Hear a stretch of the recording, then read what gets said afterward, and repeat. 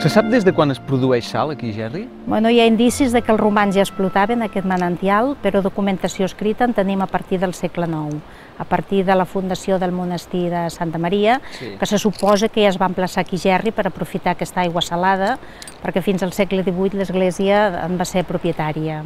I això com funciona? O sigui, l'aigua surt d'una font, oi? Sí, se suposa que l'origen geològic és una corrent subterrània que en algun lloc es troba amb vetes de salgema que estan enterrades a sota el terra.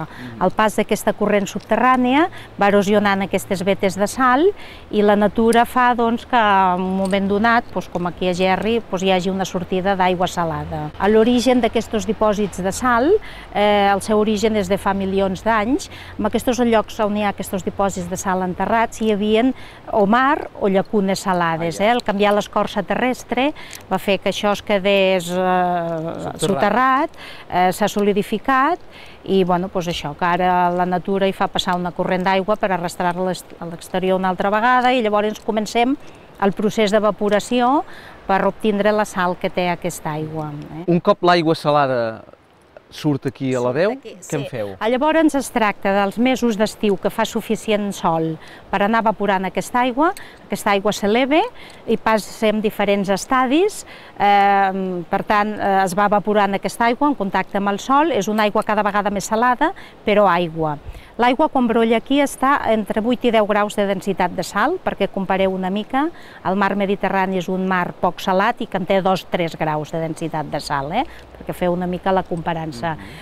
Bé, o sigui, aquesta aigua que surt amb 10 graus de densitat de sal es anirà evaporant, però continuarà sent aigua fins que arribarà als 25 graus de densitat de sal. En aquell moment, la sal que està dissolta i que no veiem es començarà a agrupar en petits cristalls en forma de cubs i és el moment de recollir-la. I en això consistia la feina del saliner, anar vigilant aquesta aigua fins a poder recollir la sal. Les famílies de Gerri varen tenir accés a la propietat de les salines després de la desamortització de Mendizábal. Cada família tenia dret a unes hores d'aigua del manantial, anomenat mina o fita.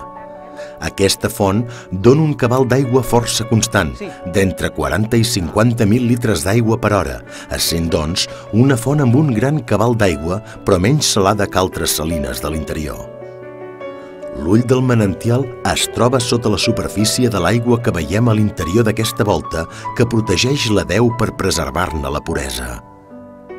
En una de les barraques on es guardava la sal abans de ser transportada a l'Alfolí, hi ha una mostra de les eines que els saliners utilitzaven pel seu treball.